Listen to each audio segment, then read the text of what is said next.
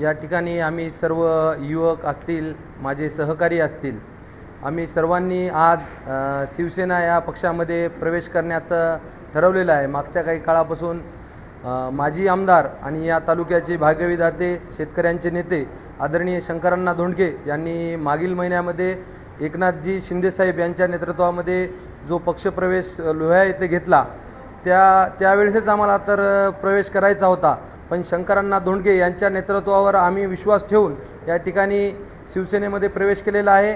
आम्ही सर्व युवक या ठिकाणी एकजुटीने ताकदीने पूर्ण शंकरअण्णा असतील, एकनाथजी शिंदेसाहेब यांच्या नेतृत्वामध्ये शिवसेना गावागावामध्ये आणि घराघरामध्ये पोहोचवण्यासाठी आम्ही या ठिकाणी प्रयत्न करणार आहेत।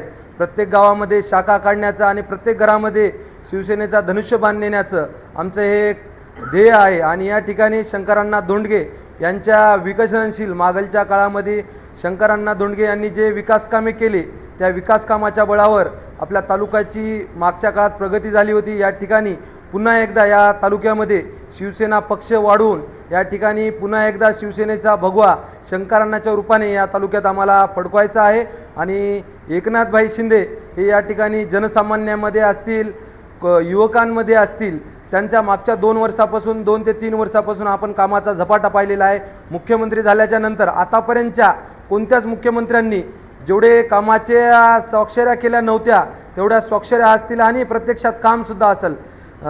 लाडकी बहीण असेल, अनेक योजना या ठिकाणी मुख्यमंत्री एकनाथभाई शिंदे यांच्या नेतृत्वामध्ये मागच्या काळामध्ये करण्यात आलेल्या आहेत। सध्या एकनाथजी शिंदेसाहेब महायुतीमध्ये या ठिकाणी उपमुख्यमंत्री आहेत। एकनाथ शिंदेसाहेब हे 24 तास लोकांच्या सेवेसाठी या ठिकाणी अहोरात्र मेहनत करत आहेत। आणि या ठिकाणी शंकरअण्णा यांच्या नेतृत्वामध्ये आम्ही मागील काळामध्ये पण काम केलेलं आहे।